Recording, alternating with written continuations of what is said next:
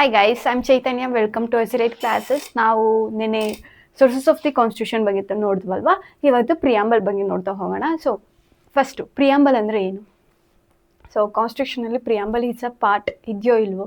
So first preamble ಅಂದರೆ ಏನು ಅಂದರೆ it's a decorative part. So constitution ಬಗ್ಗೆ ಎಕ್ಸ್ಪ್ಲೈನ್ ಆಗೋಕ್ಕಿಂತ ಮುಂಚೆ ಪ್ರಿಯಾಂಬಲ್ದೊಂದು ಸಣ್ಣದೊಂದು ಪೇಜ್ ಇದೆ. ಸೊ ಈ ಪೇಜ್ ನಮಗೆ ಯಾವ ಥರದ ಐಡಿಯಾ ಕೊಡುತ್ತೆ ಅಂತಂದರೆ, ಸೊ ಕಾನ್ಸ್ಟಿಟ್ಯೂಷನ್ ಮೇಕರ್ಸಿಂದು ಮೈಂಡ್ ಸೆಟ್ ಬಗ್ಗೆ ತಿಳಿಸ್ಕೊಡುತ್ತೆ. ಸೊ ಕಾನ್ಸ್ಟಿಟ್ಯೂಷನ್ ಮೇಕರ್ಸು ಯಾವ ಥರ ಮೈಂಡಲ್ಲಿ ಇಟ್ಕೊಂಡು ನಮ್ಮ ಕಾನ್ಸ್ಟಿಟ್ಯೂಷನ್ನ ಡ್ರಾಫ್ಟ್ ಮಾಡಿದ್ದಾರೆ ಅನ್ನೋದನ್ನ ನಾವು ಈ ಪ್ರಿಯಾಂಬಲಲ್ಲಿ ತಿಳ್ಕೊತಾ ಹೋಗ್ಬೋದು. ಸೊ ಪ್ರಿಯಾಂಬಲ್ ಬಗ್ಗೆ ಡೆಪ್ತಾಗಿ ಡೀಟೇಲ್ ಆಗಿ ಈಗ ನೋಡ್ತಾ ಹೋಗೋಣ. ಸೊ ಪ್ರಿಯಾಂಬಲ್ ಒರಿಜಿನ್ ಯಾವಾಗ ಆಯಿತು? So it's a modified form of objective resolution. So it's a modified form of objective resolution. So objective resolution ಬಗ್ಗೆ ತಿಳ್ಕೊಂಡಿದ್ದೀವಲ್ವಾ? ಯಾರು ಪಾಸ್ ಮಾಡಿದ್ದು? ಜವಾಹರ್ಲಾಲ್ ನೆಹರು ಅವರು ಪಾಸ್ ಮಾಡಿದ್ದು. ಯಾವಾಗ ಪಾಸ್ ಆಗಿತ್ತು ಅಂತಂದರೆ 13th December 1946 ಪಾಸ್ ಆಯಿತು. ಅದು ಅಡಾಪ್ಟ್ ಯಾವಾಗಾಯಿತು ಅಂದರೆ 22nd Jan 1947 ಅಡಾಪ್ಟ್ ಆಯಿತು. ಸೊ ಆಬ್ಜೆಕ್ಟಿವ್ ರೆಸೊಲ್ಯೂಷನ್ದೇ ಮಾಡಿಫೈಡ್ ಫಾರ್ಮ್ ಯಾವುದು? ಪ್ರಿಯಾಂಬಲ್. ಸೊ ಪ್ರಿಯಾಂಬಲ್ ಅದು ನಾವು ಪ್ರಿಯಾಂಬಲ್ನ ಅಡಾಪ್ಟ್ ಯಾವಾಗ ಮಾಡ್ಕೊಂಡ್ವಿ ಅಂತಂದರೆ, ನಮ್ಗೆ ಗೊತ್ತಿದೆ 26 November 1949 ಕಾನ್ಸ್ಟಿಟ್ಯೂಷನ್ ಕೂಡ ಅಡಾಪ್ಟ್ ಮಾಡ್ಕೊಂಡ್ವಿ. ಅದೇ ಟೈಮಲ್ಲಿ ನಾವು ಪ್ರಿಯಾಂಬಲ್ನ ಕೂಡ ಅಡಾಪ್ಟ್ ಮಾಡ್ಕೊಂಡಿದ್ದೀವಿ. ಸೊ ಪ್ರಿಯಾಂಬಲ್ ಇದಾಯ್ತಾ? ಸೊ ಇನ್ಸ್ಪಿರೇಷನ್ನು ಎಲ್ಲಿಂದ ನಾವು ಪ್ರಿಯಾಂಬಲ್ನ ನಾವು ತಗೋಬೇಕು ಅಂತ ಇನ್ಸ್ಪಿರೇಷನ್ ಎಲ್ಲಿಂದ ಬಂತು ಅಂತಂದರೆ, first concept borrowed from U S ಎಯಿಂದ ನಾವು ಕಾನ್ಸೆಪ್ಟ್ನ ತೊಗೊಂಡಿರೋದು. ಬಟ್ ಲ್ಯಾಂಗ್ವೇಜ್ ಎಲ್ಲಿಂದ ತೊಗೊಂಡಿದ್ದೀವಿ ಅಂತಂದರೆ, ಆಸ್ಟ್ರೇಲಿಯಾದಿಂದ ನಾವು ಲ್ಯಾಂಗ್ವೇಜ್ನ ತೊಗೊಂಡಿದ್ದೀವಿ. ಕಾನ್ಸೆಪ್ಟ್ ಬಂದು ಎಲ್ಲಿಂದ ತೊಗೊಂಡಿದ್ದೀವಿ ಅಂದರೆ USA ಇಂದ ತೊಗೊಂಡಿದ್ದೀವಿ. ಮತ್ತು ಲ್ಯಾಂಗ್ವೇಜ್ ಬಂದು ಎಲ್ಲಿಂದ ತೊಗೊಂಡಿದ್ದೀವಿ ಅಂತಂದರೆ ಆಸ್ಟ್ರೇಲಿಯಾದಿಂದ ತೊಗೊಂಡಿದ್ದೀವಿ. ಸೊ ಇದಾಯ್ತು.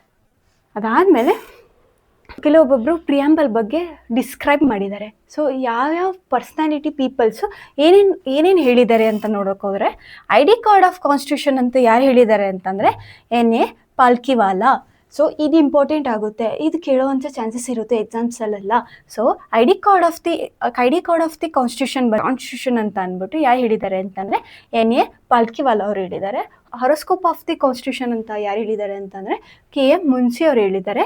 ಕೀನೋಟ್ ಆಫ್ ದಿ ಕಾನ್ಸ್ಟಿಟ್ಯೂಷನ್ ಅಂತ ಯಾರು ಹೇಳಿದ್ದಾರೆ ಅಂತಂದರೆ ಎರ್ನಿಸ್ಟ್ ಬರ್ಕರ್ ಅವರು ಹೇಳಿದ್ದಾರೆ. ಅದಾದಮೇಲೆ ನೆಕ್ಸ್ಟ್ ಇನ್ನೊಂದು guiding lights for the judicial interpretation ಅಂತ ಯಾರು ಹೇಳಿದ್ದಾರೆ ಅಂತಂದರೆ ಜಸ್ಟಿಸ್ ಸಿಕ್ರಿ ಇನ್ ಕೇಶವಾನಂದ ಭಾರತಿ ಕೇಸಲ್ಲಿ ಜಸ್ಟಿಸ್ ಸಿಕ್ರಿ ಅನ್ನೋರು guiding light for judicial interpretation ಅಂತ ಒಂದು ಸ್ಟೇಟ್ಮೆಂಟ್ ಕೊಟ್ಟಿದ್ದಾರೆ. ಸೊ ಈ ಫೇಮಸ್ ಡಿಸ್ಕ್ರಿಪ್ಷನ್ನು ಇದು ತುಂಬ ಇಂಪಾರ್ಟೆಂಟ್ ಆಗಿರುತ್ತೆ, ಕೇಳ್ತಾರೆ ಎಕ್ಸಾಮಲ್ಲಿ.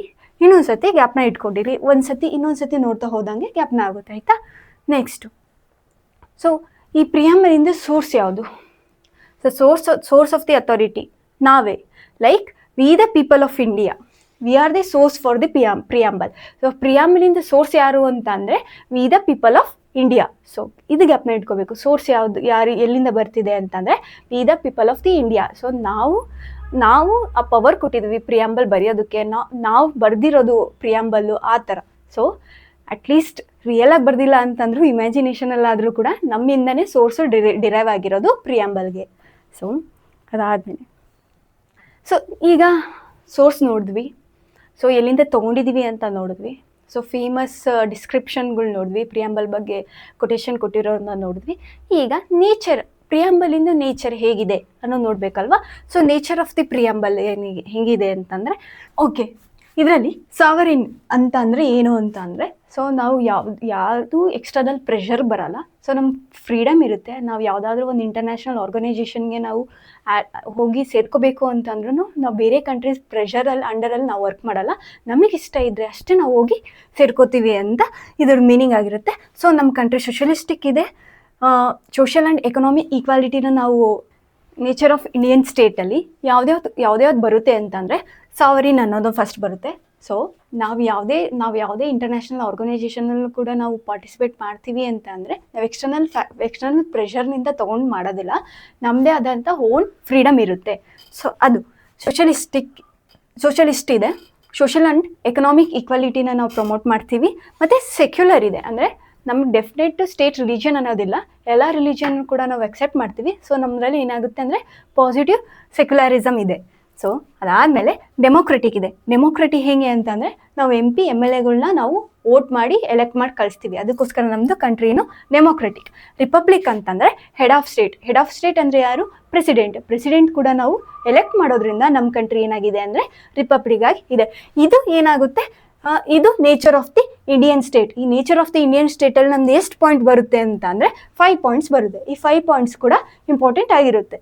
ನೆಕ್ಸ್ಟ್ ಯಾವ್ದು ಬರುತ್ತೆ ಅಂದರೆ ಆಬ್ಜೆಕ್ಟಿವ್ಸ್. ಸೊ ನೇಚರ್ ನೋಡಿದ್ವಿ, objectives ನೋಡಬೇಕಲ್ವಾ.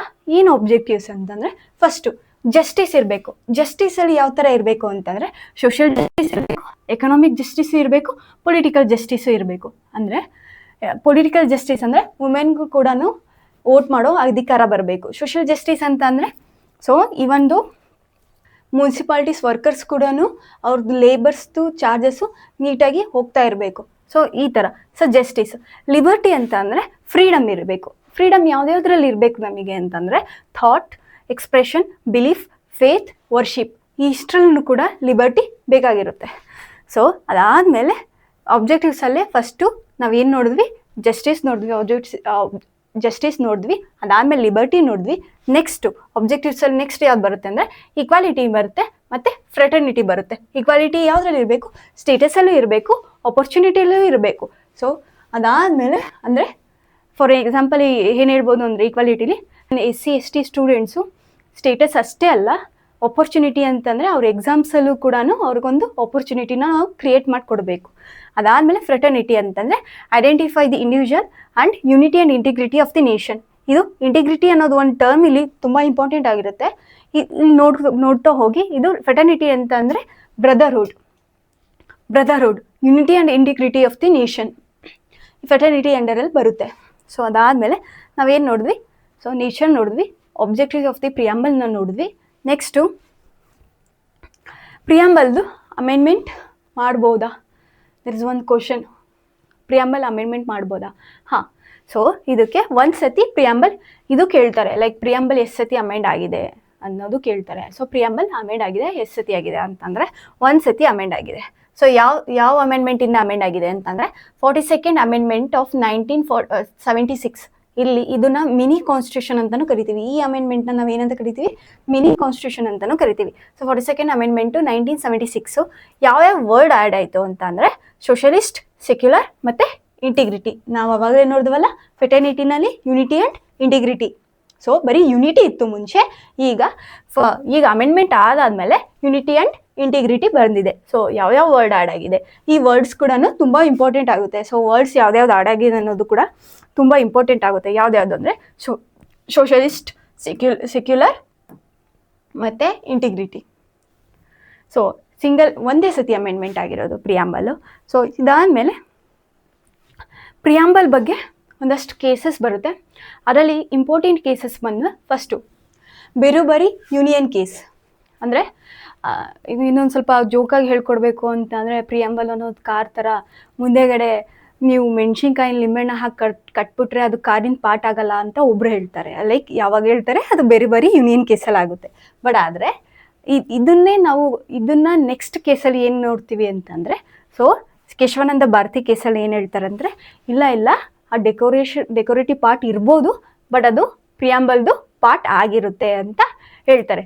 Next LIC of Indian ಕೇಸಲ್ಲಿ ಏನಾಗುತ್ತೆ ಅಂತಂದರೆ, ಸೊ ಆ ಮೆಣಸಿನ್ಕಾಯಿ ಲಿಂಬೆಹಣ್ಣು ಅದು ಪಾರ್ಟ್ ಅಂತ ಕನ್ಸಿಡರ್ ಮಾಡ್ಕೊಂಡಿದ್ದು ಯಾವುದರಲ್ಲಿ? ಕೇಶವಾನಂದ ಭಾರತಿ ಕೇಸಲ್ಲಿ. ಬಟ್ ಈಗ ಇಲ್ಲ, ಅದು ಇರಲೇಬೇಕು, ಅದು integral part of the constitution ಅಂತ ಯಾವುದ್ರಲ್ಲಿ ಆಯಿತು ಅಂತಂದರೆ LIC ಆಫ್ ಇಂಡಿಯನ್ ಕೇಸಲ್ಲೇ ಆಯಿತು. ಸೊ ಹೋಪ್ ಈ ಕ್ಲಾಸಸ್ ನಿಮಗೆ ಇಷ್ಟ ಆಗ್ತಿದೆ ಅಂತ ಮಾಡಿ. ಬಾಯ್.